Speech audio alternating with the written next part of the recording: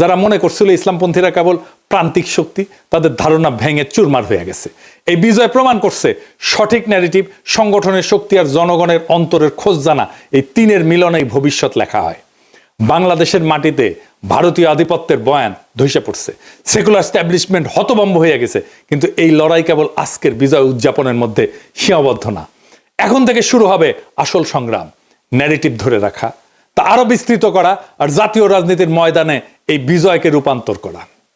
ইতিহাস সাক্ষী, ডাকসু কখনো কেবল বিশ্ববিদ্যালয়ের দেয়ালে আটকায় থাকে না, এটা পুরো জাতির রাজনীতির পূর্বাভাস হয়ে ওঠে। তাই এই বিজয় কেবল একটা সংগঠনের না, এটা একটা প্রজন্মের, একটা জনগণের, একটা আন্দোলনের, একটা বিপ্লবের জয়। আমাদের দায়িত্ব এখন দ্বিগুণ। শত্রুপক্ষ আসবে সর্বশক্তি নিয়ে, মিডিয়া তার অর্থবল নিয়ে, কিন্তু আমাদের হাতে আছে সেই শক্তি যা তাদের নাই, মানুষের অন্তরের খোঁজ জানা আর ন্যারেটিভ তৈরি করার ক্ষমতা। এটাই আসল শক্তি, এটাই আসল পুঁজি।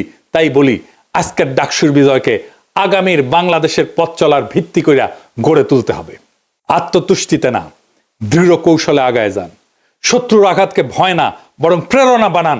কারণ এই প্রজন্ম প্রমাণ করে দিছে, বাংলাদেশের রাজনীতির আগামী দিনে আর কোনো ভারতীয় বয়ান না, জয় হবে কেবল বাংলাদেশি নাগরিকদের মুক্তির বয়ানের।